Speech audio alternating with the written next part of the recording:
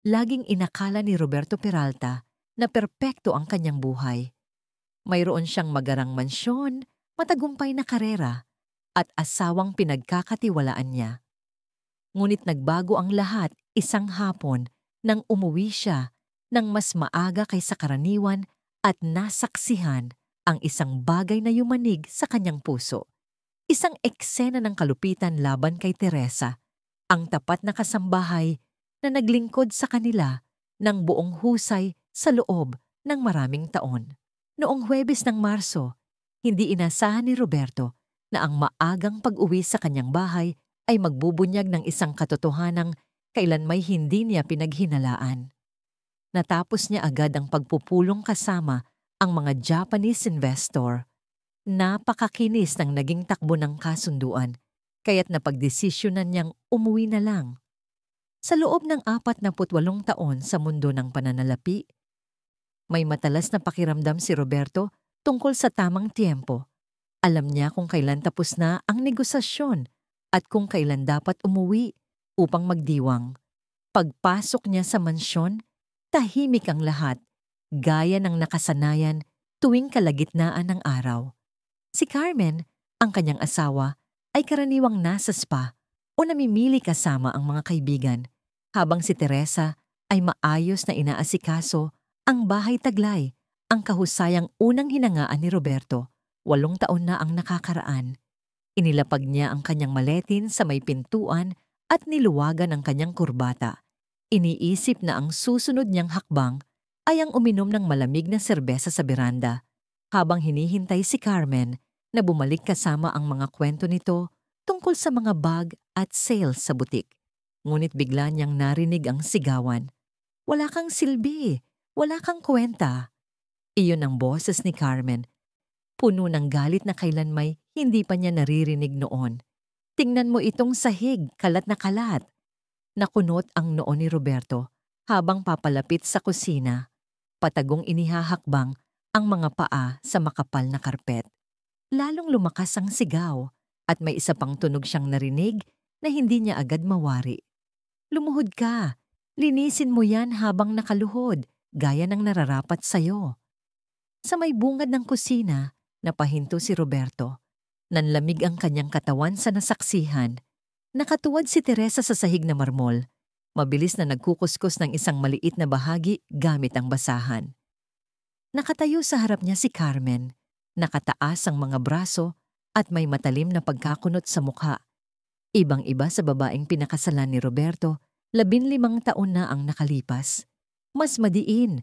Sabi kong kuskusin mo ng mas madiin. Kailangan ninyong mga katulad mo ay natututo kung saan kayo nararapat sa bahay na ito." Tahimik si Teresa, pero nanginginig ang kanyang mga balikat. Ang kanyang mga kamay, na dati ay banayad at masinop, ay ngayon ay halos desperadong naglilinis. Napansin ni Roberto na may punit ang tahi sa balikat ng uniforme nito. Tila ba may biglang humila. "Carmen?" Mahina ang tinig ni Roberto. Pareho silang napalingon sa kanya. Tinatangkang tumayo ni Teresa. Pulang-pula ang mukha sa hiya.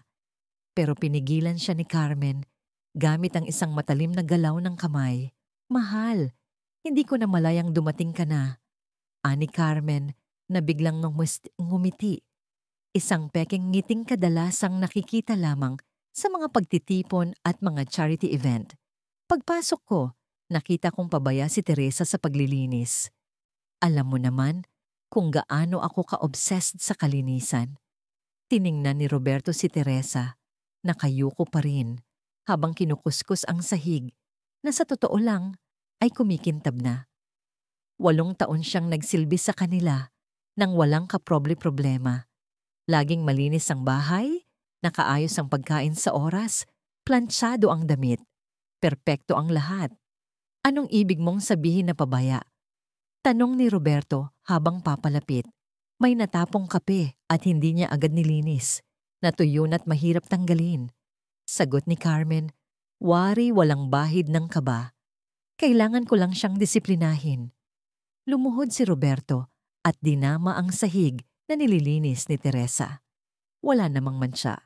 Walang bakas ng kape. Malinis, gaya ng dati. Teresa, tumayo ka nga. Nag-atubili si Teresa. Tumingin muna kay Carmen na tila humihingi ng pahintulot. Napansin ito ni Roberto at tila may mabigat na bagay na bumalot sa kanyang dibdib. Sabi kong tumayo ka. Mas matatag na ang kanyang tinig. Dahan-dahang tumayo si Teresa habang hawak pa rin ang basahan. Nakita ni Roberto ang pulang marka sa pulsuhan nito. Tila ba may mahigpit na humawak. Ayos ka lang ba, Teresa? Tanong niya ng mahinahon. Opo, Ginoong Peralta. Ayos lang po ako. Mabilis na sagot ng babae. Masyadong mabilis. Parang sanay na tugon. Ayos naman siya. Biglang sabat ni Carmen. Sabay tawa na tila pilit. Tinuturuan ko lang siya tungkol sa mataas na pamantayan. Lagi mo namang sinasabi na kahusayan ang nagpapaangat sa atin, di ba? Pero hindi na nalinlang si Roberto. 15 taon na silang kasal. Kabisado na niya ang mga senyales ni Carmen. Ang mabilis na pagkukurap kapag nagsisinungaling, ang pagtaas ng tono ng boses, at ang malalaking kilos kapag naiipit. Teresa, maaari mo ba kaming iwan saglit? Tumango si Teresa at tahimik na lumabas ng kusina, ngunit napansin ni Roberto na may bahagya siyang paika-ikang lakad. Bakit hindi niya ito nakita noon? Paano niya nagawang baliwalain ang isang bagay na ngayon ay napakalinaw? Sobra ka naman, Roberto, sabi ni Carmen pagkaalis ni Teresa. Kailangan lang minsan bigyan ng tulak. Kung hindi, tinatamad kapag walang nakabantay. Tinatamad? Lumingon si Roberto sa asawa. Sa 8 taon na nagtatrabaho si Teresa dito, kahit minsan ba'y nagreklamo ka ng seryoso tungkol sa kanya? Well, wala naman yung formal na reklamo, sagot ni Carmen, may alinlangan sa boses. Yes or no lang, Carmen. Tumigil si Carmen. Kilala ni Roberto ang ekspresyong yon. Katulad ng itsura niya kapag nahuhuli sa pagsisinungaling tungkol sa mga bill sa credit card o gumagawa ng palusot kung saan siya galing buong araw. Hindi. Pero hindi ibig sabihin. Kung ganoon, bakit siya nakaluhod habang nililinis ang sahig na wala namang dumi? Sobrang OA ka naman, Roberto. Kape lang yun na natapon. Anong kape? Sabat ni Roberto. Ako mismo ang tumingin sa sahig. Walang kahit anong mantsa doon. Nanahimik ang buong lugar. Bumukas ang bibig ni Carmen, ngunit walang lumabas na salita. Tila hirap na hirap siyang humanap ng paliwanag na may kabuluhan. Tahimik lang si Roberto. Matamang nakatitig sa mukha ng asawa. Pinagmamasdan ng bawat kibot, bawat palatandaan ng kasinungalingan. Siguro, medyo napasobra ako, pag-amin niya sa wakas. Alam mo naman kung gaano ako ka-stress kapag malapit na ang mga charity meeting. Minsan talaga, nadadala ako ng emosyon at napagbubuntunan ng maling tao. Isang uri ito ng kalahating paghingi ng tawad na ilang beses na ring narinig ni Roberto. Walang tunay na pananagutan, sapat lang para maibaon ang isyu sa limot. Pero sa kaloob-looban niya, alam niyang may mas malalim pa rito kaysa simpleng stress. Kinagabihan sa hapunan, mas pinansin ni Roberto si Teresa higit pa kaysa dati. Nagsilbi ito ng pagkain ng may parehong profesionalismo, ngunit kapansin-pansin ang pagbabago. Mas nakayuko siya, mabagal at maingat ang mga kilos, para bang laging nakaabang sa kung anong masama. Napakasarap ng niluto mo, Teresa, sabi ni Roberto habang iniaalis ang mga pinggan. Maraming salamat po, Ginoong Peralta. Ngumiti siya, ngunit panlabas lang iyon. Kitang-kita sa mga mata ang pagod at pag-aalalang hindi maitatago. Ayos ka lang ba? Napansin kong paika-ika ka kanina. Mabilis na lumingon si Teresa kay Carmen bago sumagot. Kaunting sakit lang po sa likod, sir. Wala pong malala. Gusto mo bang ipasuri sa doktor? Ako na ang mag-aasikaso. Hindi na po kailangan, Ginoo. Gumagaling na rin po. Pero hindi umatras si Roberto. Teresa, kung may nararamdaman kang sakit, dapat mong alagaan ang sarili mo. Tatawagan ko si Dr. Carvalho bukas. Roberto, tama na! Singit ni Carmen, matalim ang tono. Sabi na ngang ayos lang siya. Wala namang kailangang palakihin sa simpleng pananakit. Pero may tahimik na pangakong binuo si Roberto sa sarili. Hindi na siya magiging bulag muli. Sa mga sumunod na araw, binago niya ang kanyang schedule. Minsan, umuuwi siya ng maaga. Minsan naman ay sadyang nagpapalate. Ngunit sa bawat pagbabalik na hindi inaasahan ni Carmen, nakikita niya ang mga bagay na lalong nagpapalalim ng kanyang pagdududa. Lunes, umuwi siya sa tanghali at narinig si Carmen na galit dahil mali raw ang pagkakatupi ni Teresa sa mga tuwalya. Martes, pinagsabihan niya si Teresa dahil hindi raw malinis ang banyo kahit 3 beses na itong nilinis. Miyerkules, sadya niyang binasag ang ilang maruruming plato at pinilit si Teresa na linisin muli ang lahat habang pinagtatawanan. Lalong luminaw ang katotohanan. Hindi ito tungkol sa pagiging perfectionist. Hindi lang ito stress. Ito ay pang-aapi, pagpapahiya, kalupitan. Para itong mga piraso ng puzzle na unti-unting nabubuo. Natanto ni Roberto na ang babaeng minahal at pinakasalan niya, nakilala sa lipunan sa kanyang nangiti at mga talumpati tungkol sa kabutihan, ay inaabuso ang tanging taong kailan may hindi sila binigyan ng problema. Pagsapit ng Huwebes, eksaktong 1 linggo mula sa unang araw na maaga siyang umuwi, nagpasya si Roberto. Hindi na siya manonood lang. Panahon na para kumilos. Kinabukasan sa almusal, nagsalita siya na tila normal lang. Pupunta ako sa São Paulo bukas. May meeting kasama ang mga investor. Babalik din ako bago mag-weekend. Hindi man lang tumingin si Carmen mula sa kanyang cellphone. Sige, mahal. Siguro makakasingit din ako ng spa kasama ang mga kaibigan. Ngunit walang meeting, walang biyahe. Sa halip na dumiretso sa airport noong Biyernes, nagtungo si Roberto sa opisina ng isa sa pinakarespetadong private investigator sa lungsod. Kailangan niyang malaman ang buong katotohanan. Kailangan niya ng ebidensya. May kutob siyang mas malala pa ang nangyayari kaysa sa kanyang nasaksihan. Hindi niya akalaing darating ang panahon na uupo siya sa opisina ng isang investigador para alamin ang sikreto sa sarili niyang bahay. Ginoong Peralta, ani Antonio Flores, itinaas ang salamin habang may sinusulat sa lumang leather-bound notebook. Naiintindihan ko po ang inyong saloobin. Gusto niyo po bang mangalap ako ng ebidensya kung paano tratuhin ng asawa ninyo ang kasambahay? Tama, sagot ni Roberto. Malalim ang buntong hininga. Hindi ako yung tipo ng tao na basta-basta humuhusga. Pero sa pagkakataong ito, kailangan kong makita ang katotohanang nangyayari kapag wala ako sa bahay. Itinayo ni Roberto Peralta ang kanyang buong negosyo sa katotohanan, sa mga tiyak at mapatutunayang datos. Ngunit ang nasaksihan niya sa sarili niyang tahanan nitong nakaraang linggo ay nakaapekto sa kanya sa paraang kailan may hindi nagawa ng mga numero. Ang lalaking nakaupo sa tapat niya, si Antonio Flores, ay isang veteranong private investigator na may mahigit 20 taon ng karanasan mula sa mga kasong may kinalaman sa pagtataksil, krimen sa pananalapi, hanggang sa magugulong alitan ng pamilya. Ngunit kahit si Antonio ay bihirang makakita ng isang taong kasing taas ng katayuan ni Roberto na seryosong tinatrato ang ganitong issue sa loob ng tahanan. Maaari akong mag-install ng mga discreet na surveillance equipment sa inyong bahay. Paliwanag ni Antonio. Mga miniature camera, mataas ang kalidad ng directional microphone. Lahat ito ay legal sapagkat kayo ang may-ari ng ari-arian. Habang nagbabasa mula sa kanyang luma, ngunit siksik na notebook, tumingin siya pabalik kay Roberto. Pero kailangan kong itanong, ano ang layunin mo? Ano ang plano mong gawin kapag nakuha mo na ang ebidensya? Matagal nang iniisip ni Roberto ang tanong na yon. Ang una kong layunin ay protektahan si Teresa, sagot niya.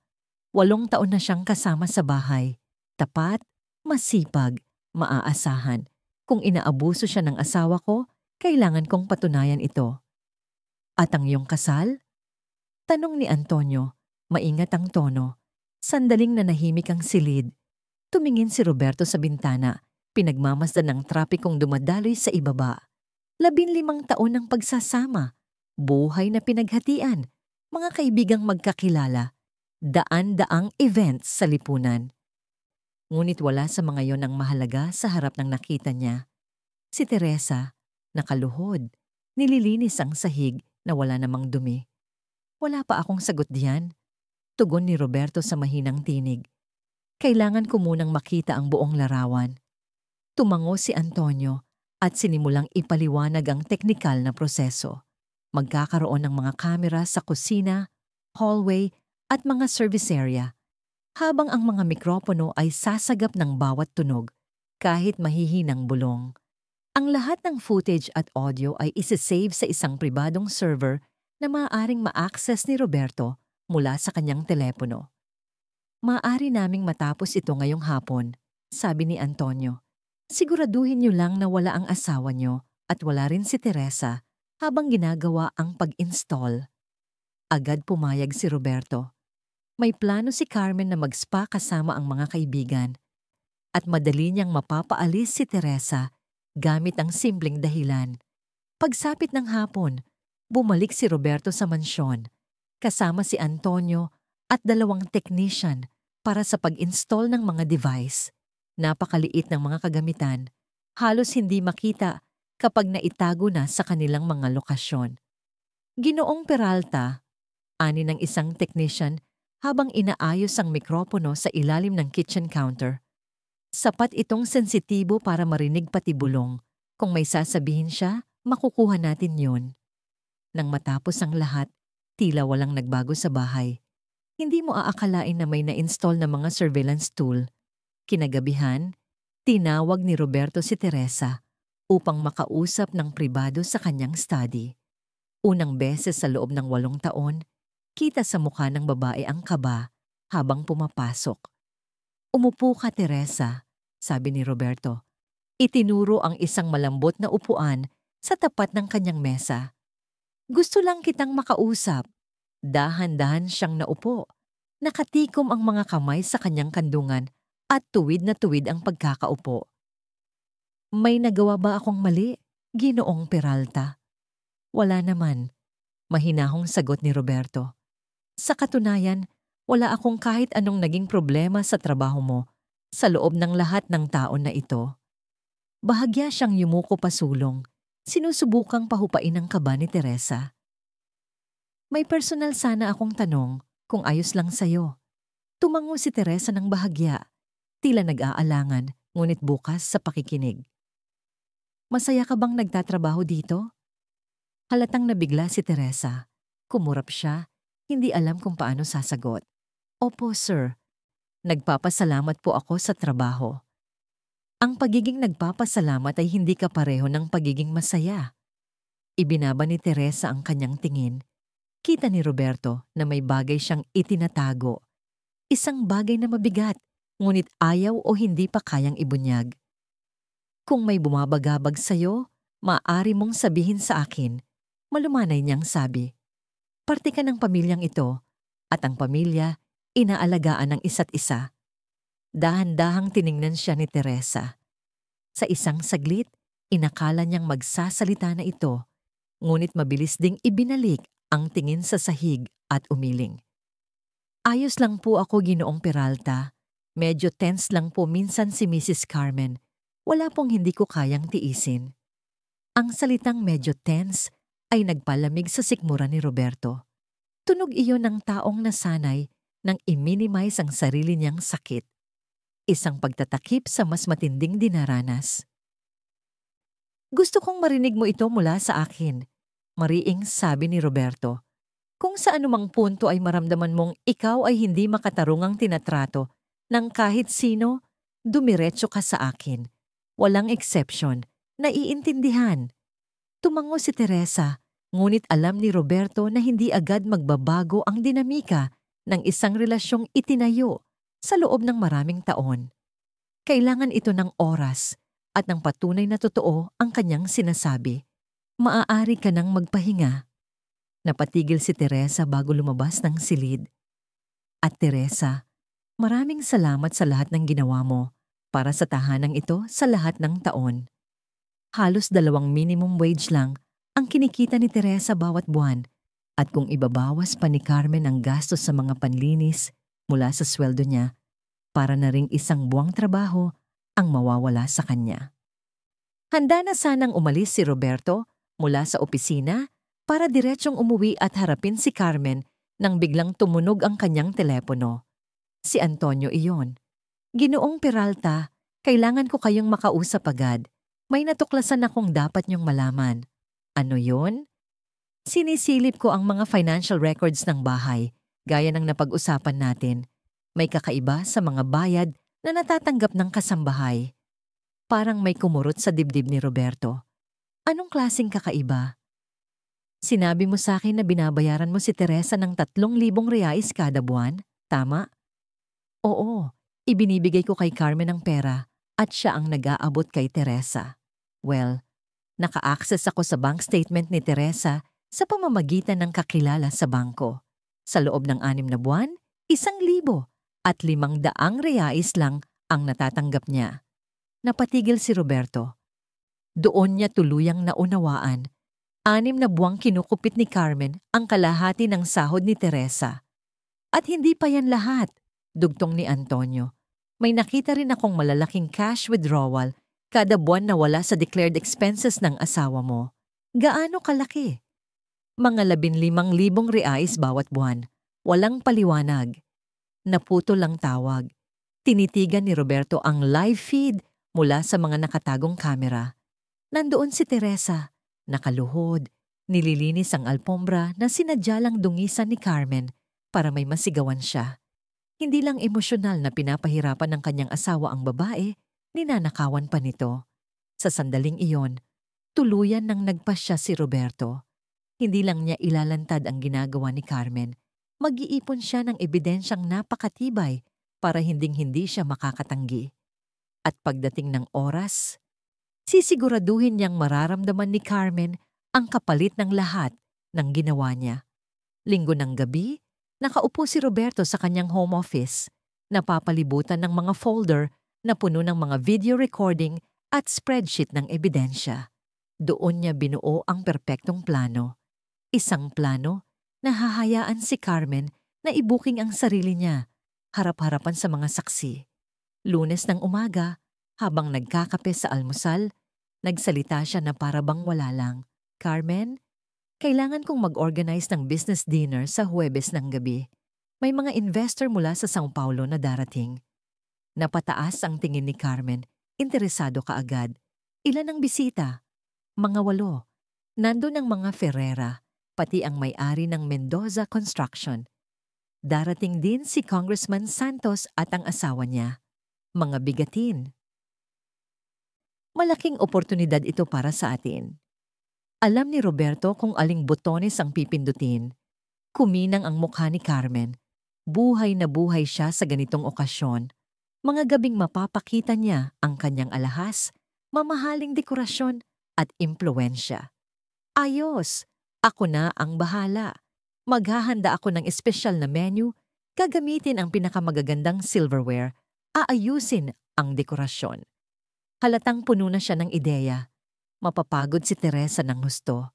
Pinilit ni Roberto na huwag ipakita ang reaksyon ng marinig ang tono ng kanyang asawa, na parang sabik sa ideyang mapahirapan si Teresa.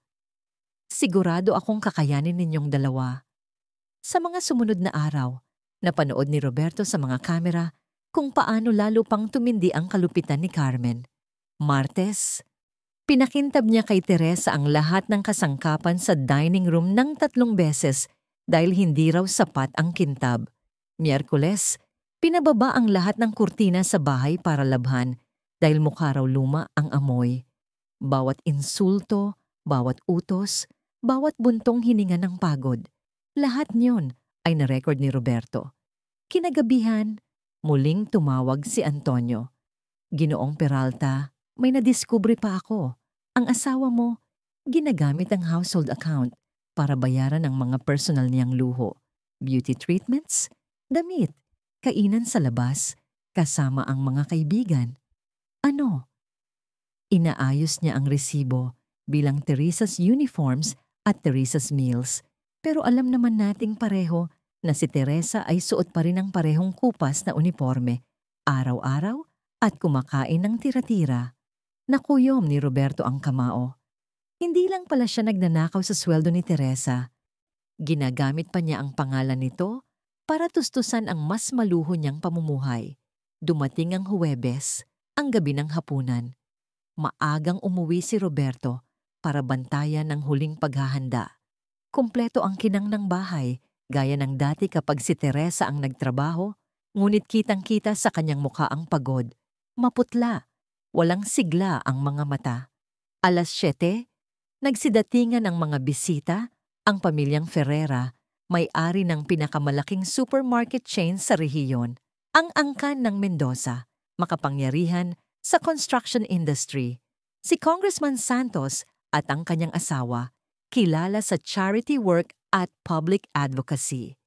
Eksaktong mga taong gusto ni Roberto na maging saksi sa mangyayari. Sa hapunan, nasa rurok ng pag-arte si Carmen. Mabait, elegante, perpektong asawa at hostess. Nasa kanyang elemento si Carmen. Buong kumpiyansang nagkukuwento tungkol sa mga paborito niyang painting, ang huli nilang biyahe sa Paris, at ang mga gawaing voluntaryo raw niya sa social club. Sa paningin ng sinuman, isa siyang perpektong hostess, elegante, may pinag-aralan at kaakit-akit. Nakangiti ang mga bisita, halatang humanga sa palabas na ipinapakita niya. Si Teresa, gaya ng palagi, ay tahimik na gumagalaw sa paligid, maingat na naghahain ng pagkain at inumin ng hindi umaagaw ng pansin. Ngunit napansin ni Roberto ang paulit-ulit na pagtingin ni Teresa kay Carmen. May tensyon sa bawat hakbang, parang laging handang sumalo ng sigaw o sampal. Dumating na ang sandaling pinlano ni Roberto. Habang inihahain na ang panghimagas, nakita niyang lumabas si Teresa. Sa dining room may daladalang 2 malalaking bag ng basura papunta sa gilid ng patsyo. Sinabihan na niya ito kanina pa na ilabas ang basura pagkatapos ng kape. Alam niyang ito ang madalas na naging mitsa ng pagwawala ni Carmen. Ang tagal ng kape ni Teresa, reklamo ni Carmen, may halong inis ang boses. Titingnan ko lang siya, sagot ni Roberto, kalmado. Ilan sa mga bisita ang sumama, sabay sabing kailangan nila ng preskong hangin at ang kanilang nasaksihan ay lubhang nakakagulat. Sa patio, nakatayo si Teresa, buhat ang mabibigat na bag ng basura. Bigla siyang sinugod ni Carmen, galit na galit. Wala na ang masayang maskara na suot niya buong gabi. Anong tagal mo? Sigaw niya, hindi alam na may mga nakatingin. Sinabi kong bilisan mo yan. Paumanhin po, Mrs. Carmen. Mahina ang sagot ni Teresa. Mabigat lang po ang mga bag. At hindi ko kailangan ng paliwanag mo. Sabat ni Carmen, tinuturo si Teresa sa mukha. Wala kang kwenta. Hindi man lang marunong maglabas ng basura nang hindi ginagawang eksena. Tiningnan ni Roberto ang mga bisita sa tabi niya. Si Mrs. Mendoza, may takip sa bibig, kitang gulat at pagkasuklam.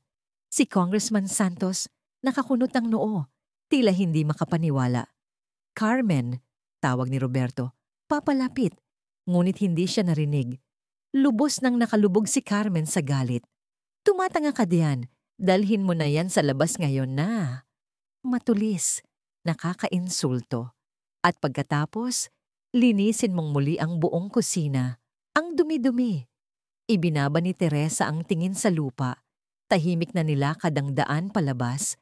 Paika-ikang tila may iniinda habang hawak pa rin ang mga bag. Kita ni Roberto ang luha sa kanyang mga mata. At tigilan mo ang drama mo. Sigaw pa ni Carmen. Wala kang iniinda. Nagkukunwari ka lang dyan. May nagsalita. Carmen, sabi ni Mariana Santos, asawa ni Congressman, lumapit na may matigas na tingin. Sobra ka na sa pakikitungo sa kanya. Napalingon si Carmen. Doon lang niya napagtantong may nanonood pala. Sa isang iglap, nagbago ang kanyang ekspresyon. Isang pilit na ngiti ang lumitaw. Ang parehong nangiting ginagamit niya sa mga social event. Oh, Mariana, huwag kang mag-alala. Sabay tawa, tuyong-tuyo. Alam ni Teresa na istrikto lang ako. Minsan, kailangan lang talagang itulak sila. Sinubukan pa niyang ipaliwanag. Alam mo naman, kapag hindi mahigpit sa mga kasambahay, nagiging kampante sila. Ngunit hindi pumayag si Carlos Mendoza. Iba ang pagiging mahigpit sa pagiging malupit, sagot nito. Sabay tingin kay Teresa na tahimik pa ring naglalakad paalis, buhat-buhat ang mabibigat na bag. Alam ni Roberto na iyon na ang tamang sandali. Balik na tayo sa loob. Wika niyang kalmado. Sigurado akong handa na ang kape. Ngunit iba na ang atmosfera pagbalik nila sa loob. Napuno ng katahimikan ng kwarto. Ang mga usapan ay naging putol-putol at pilit. Ngiti na lang ang natira at yun man ay hindi totoo. Kapag hindi nakatingin si Carmen, nagpapalitan ng tingin ng mga bisita, puno ng pagkadismaya. Unang umalis ang mga Ferrera, may palusot na kailangang gumising ng maaga. Kasunod ang mga Mendoza, sibil pa rin ngunit malamig na ang tono. Pinakahuli sina Congressman Santos at ang kanyang asawa. Habang nakikipagkamay si Congressman kay Roberto, lumapit siya at bumulong. Roberto, gusto kitang makausap sa susunod na linggo. May mahalagang bagay tayong kailangang pag-usapan. Hindi negosyo ang tinutukoy nito. Malinaw yun sa tono. Pagkaalis ng lahat, katahimikan ang bumalot sa bahay. Naupo si Carmen at Roberto sa sala, nag-iisa. Si Carmen, halatang aligaga. Wari, tinatansya kung gaano kalaki ang pinsalang nagawa ng kanyang asal. Sa tingin ko naman, naging matagumpay ang gabi, sabi niya. Hindi sigurado ang tono. Mukhang nag-enjoy naman sila sa hapunan. Tiningnan siya ni Roberto, kalmado pero diretsahan. Carmen, may itatanong ako sa'yo. Bakit mo ginaganyan si Teresa? Ganun paano? Sagot ni Carmen agad. Pilit na normal ang boses. Ngunit nakita na ni Roberto ang mga palatandaan. Ang pagkurap, ang pagkabahala, ang pag-iwas ng tingin. Tungkol sa ginawa mo kanina, sa harap ng mga bisita natin. Sobrang OA mo, Roberto. Sabay kumpas ng kamay na tila wala lang ang lahat. Sinabihan ko lang naman siyang huwag magtagal sa basura. Yun lang. Walang malala. Tinawag mo siyang inutil at nakakaawa. Sagot ni Roberto, mahinahon. At ginawa mo yon sa harap ni na Congressman Santos at ng ilan sa pinakamahalagang kapartner natin sa negosyo. Doon napagtanto ni Carmen kung gaano kalayo na ang kanyang narating. Siguro, medyo napasobra lang ang init ng ulo ko. Pag-amin niya, medyo lumambot ang tono. Na-stress lang ako sa hapunan. Alam mo naman kung gaano ako kinakabahan tuwing may importanteng bisita. Tumango si Roberto, dahan-dahan. Oo, sa tingin ko, napansin din yun ng lahat. Sa mga sumunod na araw, nagsimula nang maramdaman ni Roberto ang epekto. Tumawag si Congressman Santos, gustong makipagkita ng pribado para pag-usapan ang trato sa mga kasambahay. Kinansela ang meeting ni Carlos Mendoza, walang paliwanag.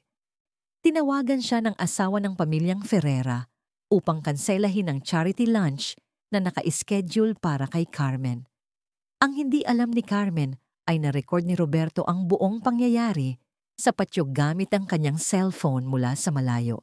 Kumpleto ang video, ang sigaw, ang panlalait, ang reaksyon ng mga bisita.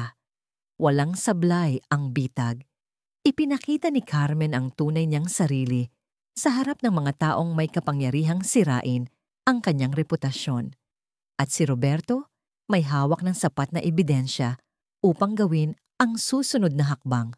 Kinabukasan ng umaga, tinawagan niya si Antonio. Kompleto na ba tayo? Tanong ng detective. Higit pa sa sapat, sagot ni Roberto. Simulan na natin ang phase 2. Sabado ng umaga, gumising si Roberto nang may buong linaw sa isipan. Ginugol niya ang buong gabi sa pagsasaayos ng lahat ng dokumentong naipon niya.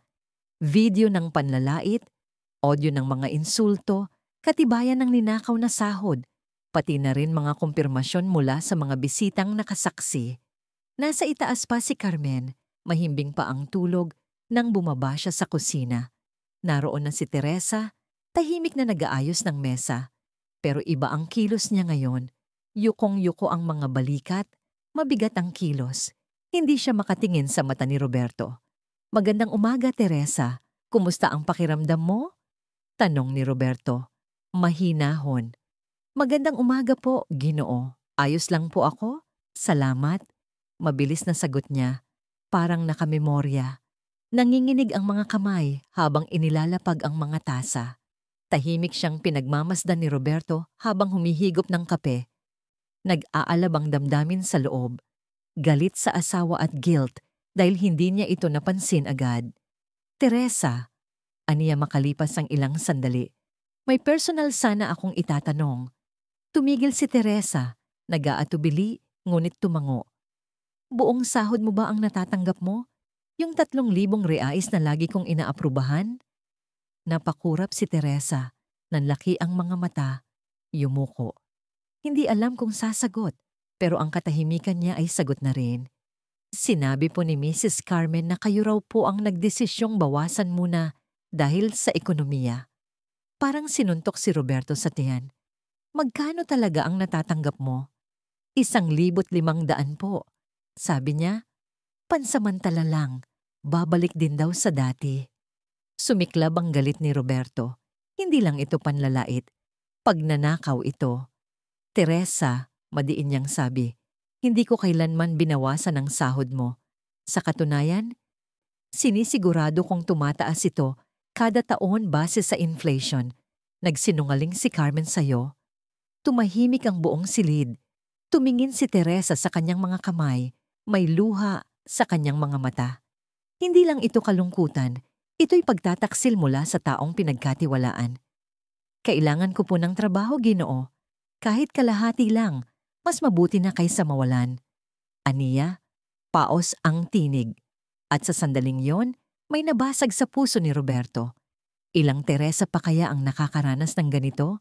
Walang magawa sa harap ng kawalan ng pagpipilian. Narinig nila ang yabag mula sa itaas. Pumasok si Carmen. Naka-silk robe pa, ang buhok magulo mula sa pagtulog. Agad niyang naramdaman ang tensyon sa silid. "Magandang umaga, mahal." May pilit na ngiti. "Ang seryoso niyo naman agad." "Tinanong ko lang si Teresa tungkol sa ilang bagay sa pananalapi." Tugon ni Roberto. Kalmado. Nagkape si Carmen, iniiwasang tumingin kay Teresa. "Sana hindi mo pinag-uusapan ng dagdag sahod. Mahirap ang panahon ngayon." Napakuyom ng panga si Roberto. Nagsusuot ng robe na libo ang halaga, linggo-linggong nagpapaspa habang sinasabing gipit ang pera. Bigla niyang binago ang usapan. Parang may kakaiba sa mga bisita noong Huwebes, wika niya, hinahalo ang kape. Parang hindi nila nagustuhan ang menu. Hindi kumibo si Roberto. Alam niyang hindi pagkain ang problema. "Anong klaseng kakaiba?" tanong niya. "Wala namang tiyak. Pakiramdam ko lang." Si Congressman parang malamig. Maagang umalis sina Mendoza. Tila hindi siya sigurado sa sariling sinasabi. Siguro kailangan lang ibang menu sa susunod. Dagdag pa niya, halos sa sarili. "O baka naman," sabat ni Roberto, matatag ang boses. "Kailangan nating pag-usapan ang mga nangyari noong Huwebes." Napatingin si Carmen mula sa tasa ng kape, na bahala sa tono niya. "Anong mga nangyari?" "Pag-usapan natin ito sa opisina, 2:00 ng hapon." Tumango si Carmen, mabagal, halatang kinakabahan. Pagkaalis ni Carmen, muling tumingin si Roberto kay Teresa. "Teresa," malumanay niyang sabi, "huwag kang mag-alala. Ibabalik ko ang lahat sa tama." Buong umaga, nanatili si Roberto sa opisina, naghahanda para sa pinakamahalagang paghaharap sa kanyang buhay. Ipinadala na ni Antonio ang buong ulat. Mga transcript ng recording, bank statements, breakdown ng mga luxury spending ni Carmen, katibayan ng pagmamalupit, ninakaw na sahod, at panlilinlang. Ipinrint ni Roberto ang lahat. Inayos. Pinaghandaan. 2:00 ng hapon, kumatok si Carmen. Nakapambahay siya pero perpekto ang makeup at ayos ng buhok. Palatandaan na gusto pa rin niyang hawakan ang kontrol. Pumasok ka, sabi ni Roberto, mahinahon. Isara mo ang pinto, pakiusap. Umupo si Carmen sa tapat niya. Nakakrus ang mga binti, pilit na kampante. Pero alam ni Roberto, hindi siya mapakali. Alam ni Roberto ang ibig sabihin ng kilos ni Carmen. 15 taon ng pagsasama ang nagturo sa kanyang basahin ang mga kilos at ekspresyon ng asawa. Higit pa sa pagkakaalam nito, ang pagtap ng daliri sa armrest, ang pagsabunot sa ibabang labi nang hindi namamalayan, at ang pag-iwas ng tingin kapag may itinatago. Lahat ng iyon ay mga hudyat ng pagkabalisa at kasinungalingan. Carmen, panimula niya, kalmadong kalmado, may mga seryosong bagay tayong kailangang pag-usapan. Mga bagay na natuklasan ko kamakailan. Binuksan niya ang folder na inihanda niya na parang isang surgeon. Eksakto, malinis, walang labis o kulang. Ito ay tungkol sa trato mo kay Teresa at sa ilang isyong pinansyal na hindi mo ipinaalam. Kung tungkol ito sa nangyari noong Huwebes, mabilis na sabat ni Carmen. Nasabi ko na sa'yo, kinabahan lang ako sa pag-host. Siguro medyo naging demanding ako. Pero hindi naman siguro kailangan ganito kabigat ang tono mo. Hindi lang ito tungkol sa Huwebes, putol ni Roberto, sabay labas ng isang papel. Ito ay tungkol sa isang tuloy-tuloy na pattern ng pang-aabuso na nangyayari na sa loob ng maraming buwan. Inilapag niya ang isang transcript ng recording mula sa Martes, kung saan inulit-ulit ni Carmen ang pagpapalipat ng mga pinggan sa dining table ng 4 na beses dahil sa mga imbentong pagkakamali. Tiningnan ni Carmen ang papel. Kitang-kita ni Roberto ang eksaktong sandali nang maunawaan ng asawa ang binabasa. Nanlambot ang mukha, namutla, nanginig ang kamay habang hawak ang papel. Roberto, saan mo nakuha to? Sinusubaybayan mo ba ako? Hindi mahalaga kung saan galing. Ang mahalaga ay kung anong ipinapakita nito. Isa-isang inilatag ni Roberto ang mga dokumento, parang baraha sa mesa ng isang high-stakes na laro. Dito, anya, may audio ka na paulit-ulit mong hinihiya si Teresa. Dito, video ng pagpapagawa mo ng hindi naman kailangang gawain. At ito, ipinantay niya ang ilang bank statement. Katibayan na ninanakaw mo ang kalahati ng sahod niya sa loob ng 6 na buwan. Nakatitig si Carmen sa mga papeles na para bang ito ay isang legal na reklamo. At sa totoo lang, ganoon na nga. Mabilis na ang kanyang paghinga. Roberto, may paliwanag ako. Hindi naman ganoon kalala. Inaarte mo lang. Paano hindi ito ganoon kalala? Malamig ang tinig ni Roberto. Ninanakawan mo siya ng 100 at 50 reais kada buwan. Isang babaeng 16 na oras araw-araw nagtatrabaho para panatilihing malinis ang bahay na ito. At sa ibabaw pa nun, araw-araw mo pa siyang iniinsulto. Hindi ko siya ninanakawan. Biglang tumayo si Carmen, tumataas ang boses. Ginamit ko lang ang pera para sa gastusin sa bahay. Espesyal na panlinis, bagong uniforme, mas magandang pagkain para sa kanya. Inilabas ni Roberto ang isa pang dokumento, isang spreadsheet mula kay Antonio. Sige, tingnan natin ang mga gastusin sa bahay mo.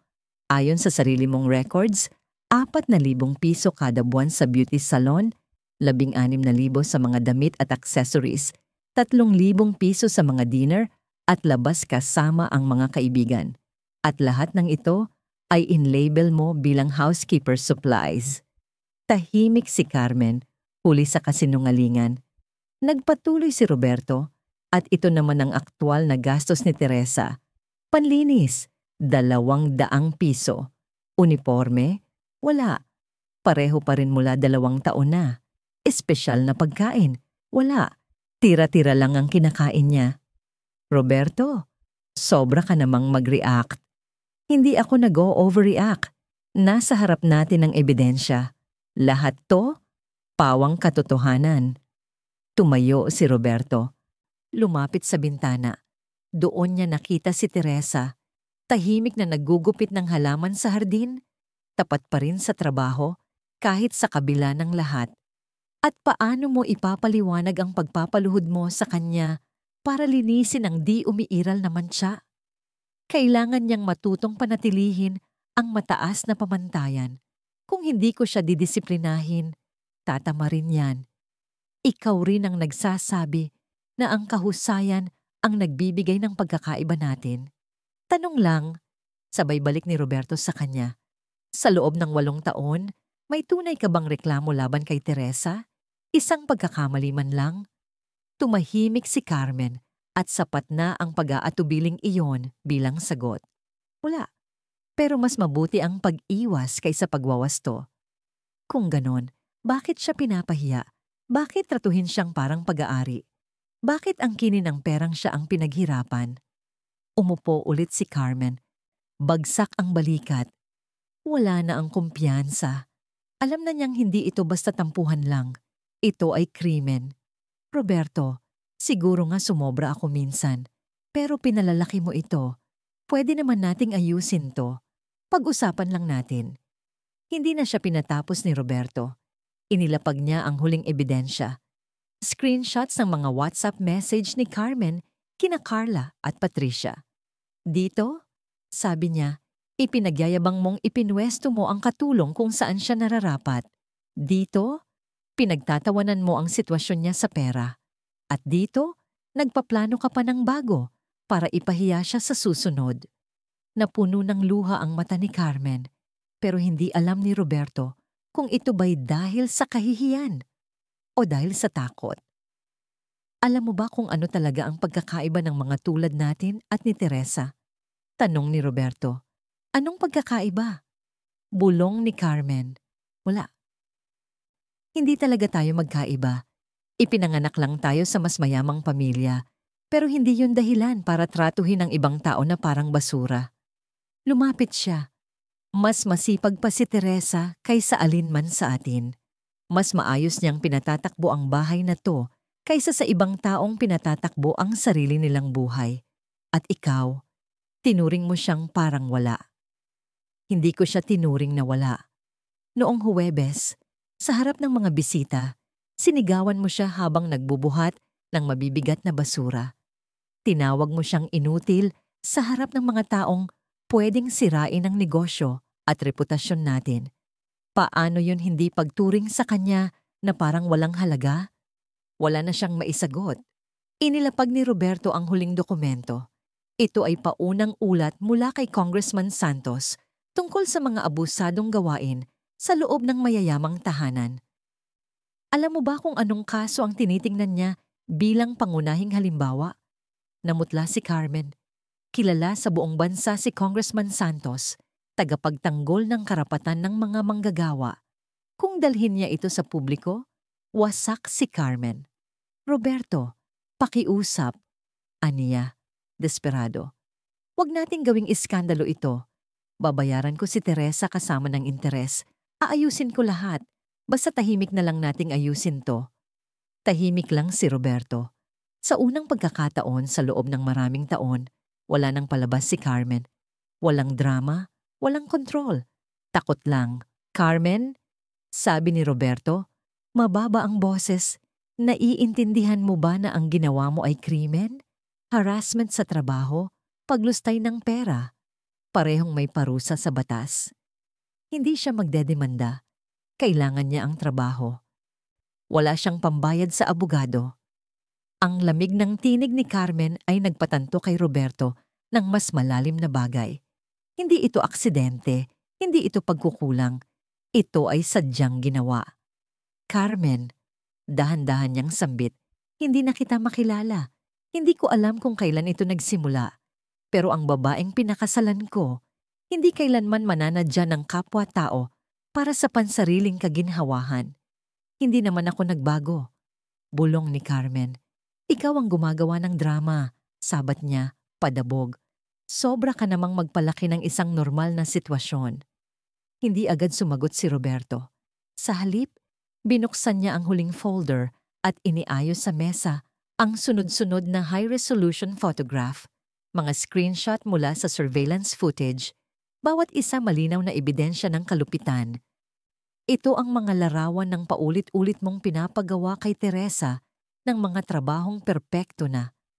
Anya, ipinapakita ng mga ito kung paano mo siya sinisigawan dahil sa mga problema na ikaw mismo ang lumikha.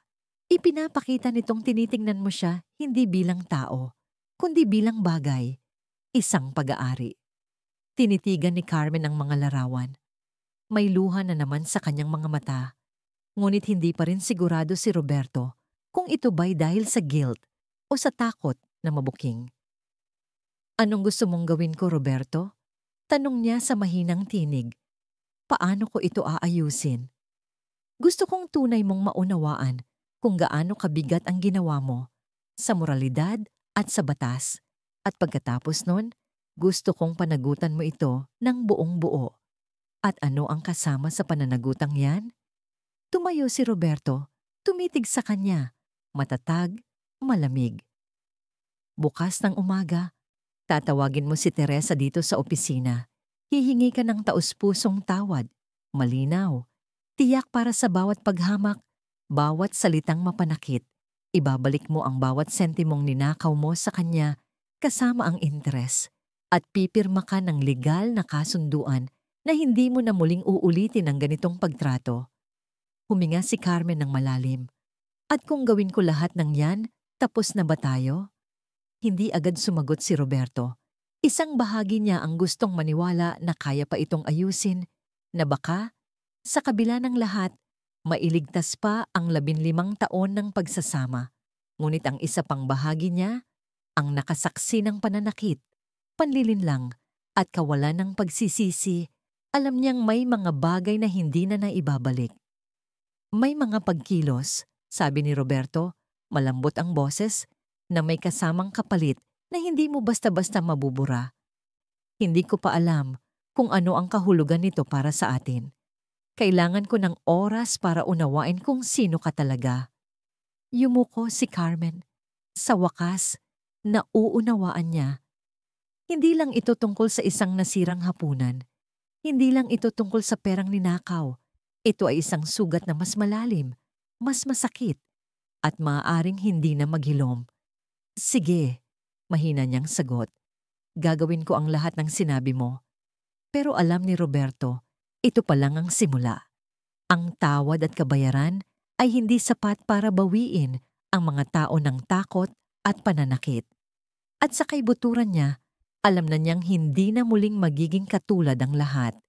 Kinabukasan, isang tahimik na linggo, maaga nagising si Roberto. Nanatili siyang nakahiga, pinagmamasdan si Carmen na natutulog. Sa liwanag ng araw, mukhang payapa siya, halos maselan. Pero si Roberto, hindi na niya nakikita ang babaeng pinakasalan niya. Naisip niya, kilala ko ba talaga siya noon pa man? Ang 2 linggong nakalipas ay tila hinubaran siya ng maskara at ang nakita niya sa ilalim ay yumanig sa kanya hanggang buto. Ito ay hindi na lang tungkol sa hustisya o kapatawaran. Ito ay tungkol sa pagharap sa katotohanan. Ang masakit na pag-unawang, ang taong katabi mo sa kama ay kaya palang pagsamantalahan ang iba ng walang alinlangan. Sa ibaba, abala na si Teresa sa kusina. Tulad ng nakasanayan, inihahanda niya ang almusal.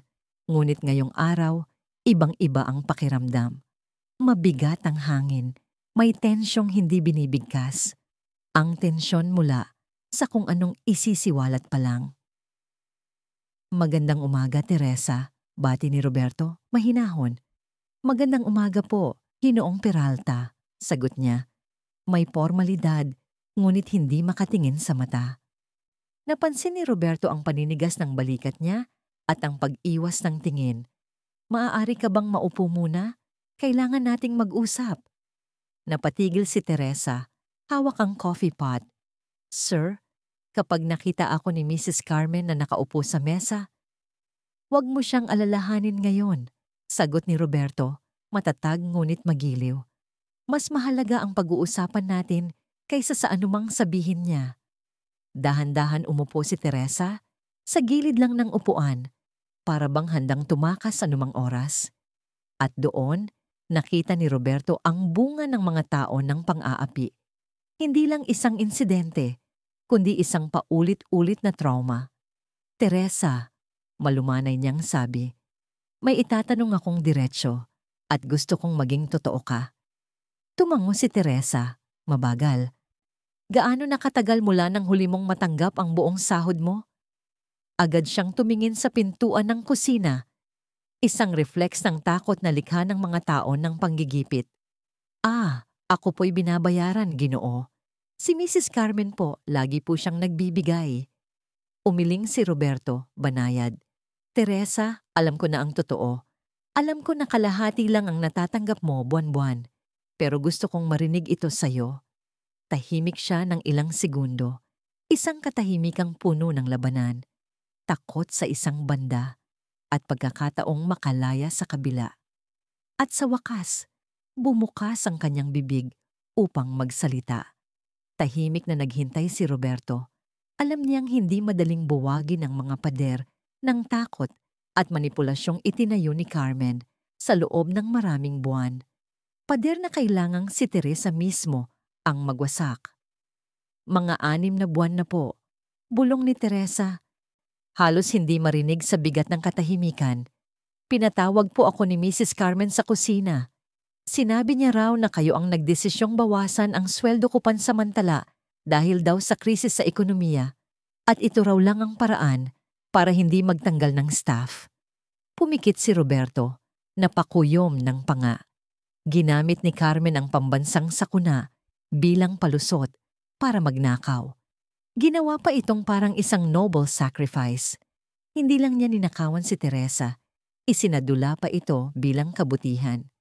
Teresa, malumanay niyang sabi, gusto kong maging malinaw, ni minsan hindi ko pinayagan na bawasan ang sahod mo. Sa katunayan, taon-taon ko pang sinisigurado na tumataas ito ayon sa inflation. Karapat-dapat ka sa bawat sentimo. Tumingala si Teresa at sa unang pagkakataon, namuo ang luha sa kanyang mga mata. Luha hindi lang ng lungkot, kundi ng kahihiyan. Kahihiyang matagal na niyang tinanggap na kulang siya, na hindi siya karapat-dapat, na dapat lang siya sa kaunti.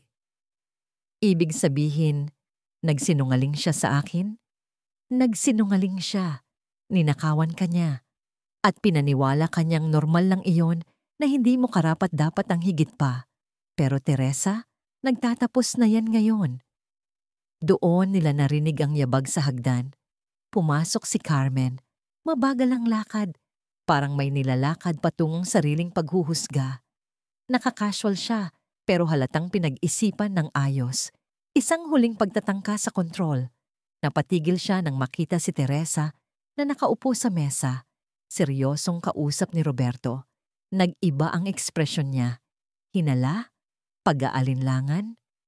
Anong nangyayari? Tanong niya, pilit kalmado. May problema ba? Umupo ka, Carmen.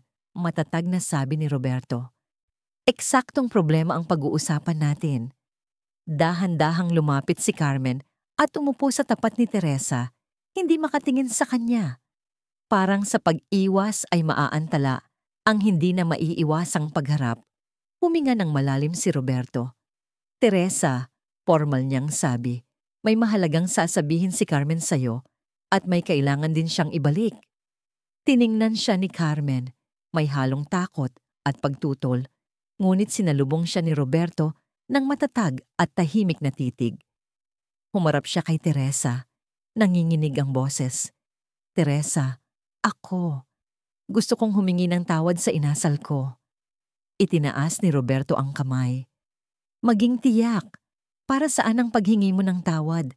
Walang paligoy, walang gasgas na salita. Huminga ng malalim si Carmen. Pilit nilulunok ang pride. Patawad sa paraan ng pagtrato ko sa'yo. Sa pagsigaw ko kahit walang dahilan. Sa pagpapaulit-ulit ko ng gawaing wala namang mali. Sa pagmamaliit ko sa'yo at tanong ni Roberto. Patawad din sa pagsisinungaling ko tungkol sa sahod mo. Sa pagbibigay ko ng kalahati lang ng nararapat sa'yo bawat buwan. Nakatitig si Teresa sa kanya. Hindi pa rin makapaniwala. Parang ngayon lang niya tunay na nauunawaan ang kabuuang lawak ng ginawa sa kanya. Bakit? Tanong ni Teresa. Nanginginig ang tinig. Ginagawa ko naman ng maayos ang trabaho ko. Iginagalang kita. Bakit mo ako ginanoon? Tumingin si Carmen sa kandungan niya, hindi makatingin. Wala akong dahilan, mahinang sabi niya. Mali ito. Alam kong mali ito mula sa simula. Nasaan ang pera, Carmen? Tanong ni Roberto. Malamig ang boses. Ang perang inangkin mo mula sa kanya? Nag-atubili si Carmen. Ginastos ko na. Para sa mga personal na bagay. Anong personal na bagay? Tahimik at halos pabulong. Sa salon, sa damit, sa mga kainan sa labas, kasama ang mga kaibigan. Namayani ang matinding katahimikan, masakit, mabigat. Tinitigan siya ni Teresa, puno ng sakit at pagkalito. Habang siya ay nagtitiis sa kalahating sahod, si Carmen ay namumuhay sa luho, sa kanyang kapinsalaan. Magkano lahat? Tanong ni Roberto, kahit alam na niya ang sagot. Mga 9,000 reais. Tumayo si Roberto, lumabas sandali, at bumalik dala ang isang sobre. Ito, aniya, inilapag ito sa harap ni Teresa. 10,000 reais, 9,000 bilang kabayaran sa ninakaw sa'yo. 1,000 pa para sa kahihiyan at pang-aaping tiniis mo. Inabot ni Teresa ang sobre, nanginginig ang mga kamay. Ginoong Peralta, hindi ko po alam ang sasabihin. Wala kang kailangang sabihin. Sagot ni Roberto, marahan. Sa'yo talaga yan, noon pa man. Umupo si Roberto, paharap kay Carmen, tinitigan ito sa mata. Ngayon, kailangan nating pag-usapan kung ano ang susunod na mangyayari. Aniya, mahinahon. Dahil ang nakita ko mula sa iyo, ang pag-uugaling iyon ay nagbunyag ng bahagi ng pagkatao mo na hindi ko kailanman inakalang umiiral at hindi ko kayang magkunwaring walang nangyari. Roberto, pakiusap. Halos pumiyok ang boses ni Carmen. Nangangako akong hindi na mauulit. Magbabago ako. Gusto kong maging mas mabuting tao. Baka nga magawa mo. Tugon ni Roberto. Pero kailangan ko ng oras. Oras para maunawaan kung kaya ko bang manatiling kasal sa isang taong kayang pagsamantalahan ang isang taong mahina. Doon siya tinamaan. Ang totoo, hindi ito tungkol sa pera o estado sa lipunan. Ito ay tungkol sa moralidad. At ang ginawa niya, binantaan ang mismong pundasyon ng kanilang pagsasama. Tumulo ang luha ni Carmen at ngayon, nakita ni Roberto na ito'y totoo. Hindi dahil sa takot, kundi sa wakas, naintindihan na niya ang bigat ng kanyang ginawa. Pakiusap, Roberto. Hikbi niya. 15 taon tayong nagsama. Hindi ba't may halaga iyon? May halaga. Sagot ni Roberto. Banayad. Pero ang ibig sabihin din nun, 15 taon akong naniwalang kasal ako sa taong hinding-hindi tratuhin ng ganoon ang kapwa-tao. At ngayon, alam ko na nagkamali ako. Bumaling siya kay Teresa, nananatiling tahimik, hawak-hawak pa rin ang sobre, na para bang hindi pa rin siya sigurado kung totoo ito. Teresa, ani Roberto, gusto kitang alukin ng isang bagay, hindi bilang amo mo, kundi bilang taong humahanga sa'yo at gustong bigyan ka ng pagkakataong matagal mo nang nararapat. Alok? Tanong ni Teresa, litong-lito. Oo, gusto kitang kunin sa kumpanya ko bilang Administrative Operations Supervisor. 40,000 piso ang sahod kada buwan, full benefits, bayad na bakasyon, 13th month pay, at lahat ng karapatang legal bilang manggagawa. Nanlaki ang mata ni Teresa, hindi makapaniwala. Ginoong Peralta, wala po akong karanasan sa kumpanya. Sa bahay lang po ako nagtatrabaho buong buhay ko. Ngumiti si Roberto. Sa loob ng 8 taon, pinatakbo mo ang bahay na ito ng mas maayos kaysa sa mga negosyanteng nagpapatakbo ng kumpanya. Disiplina, atensyon sa detalye, dedikasyon, nasa iyo lahat yan. At kung bibigyan ka ng tamang training, lalago ka pa. At doon niya nakita ang pagbabalik ng pag-asa sa mga mata ni Teresa. At para masuportahan ka, dagdag ni Roberto, sasagutin ng kumpanya ang technical training mo sa business administration. Gusto kong magkaroon ka ng pagkakataong magtagumpay, hindi lang para sa trabaho, kundi sa career. Hindi makapagsalita si Teresa. Oo, opo, karangalan po ito. Tahimik lang si Carmen sa kabilang dulo ng mesa. Ang ekspresyon niya ay tila unti-unting natutunaw sa desperasyon dahil ito ay hindi na lang tungkol sa pagkawala ng kasambahay. Ito ay tungkol sa pagkawala ng tiwala ng kanyang asawa at pagkakita kung paano pinahahalagahan nito si Teresa bilang tao. Roberto, mahina niyang tanong, paano naman tayo? Anong mangyayari sa akin? Sa tin. Nag-isip si Roberto bago sumagot. Bawat salita, sinukat. Depende sa'yo, Carmen. Kailangan mong ipakita, hindi lang sabihin, na seryoso ka sa pagbabago. Titira muna ako sa apartment sa downtown. Kailangan kong lumayo, mag-isip. Aalis ka? Lilikha ako ng espasyo para pareho tayong makapag-isip kung anong gusto natin sa hinaharap. Kung gusto mong ayusin ang kasal na ito, ang unang hakbang ay therapy. Kailangan mong maintindihan kung anong dahilan kung bakit mo nagawang tratuhin ang tao ng ganoon. Tumayo si Roberto. Tanda na tapos na ang usapan. Teresa, aniya, magsisimula ka na sa Lunes. Ipapasama kita sa HR manager para ayusin ang lahat. Maraming salamat po, Ginoong Peralta.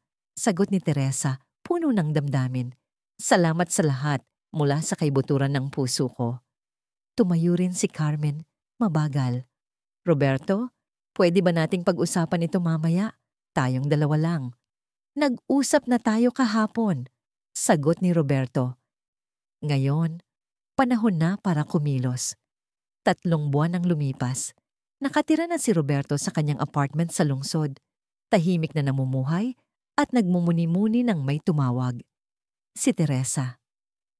Ginoong Peralta, gusto ko lang po kayong pasalamatan. Aniya, puno ng init ang boses. Binago niyo ang buhay ko. Hindi ko po akalaing magkakaroon ako ng totoong career. Nasa iyo na ang potensyal, Teresa, sagot ni Roberto. Kailangan mo lang ng pagkakataon para ipakita ito. Sandaling natahimik si Teresa. At kumusta naman po si Mrs. Carmen? Napabuntong hininga si Roberto. Nasa therapy siya tuloy-tuloy. Sabi ng therapist, mahabang proseso pa.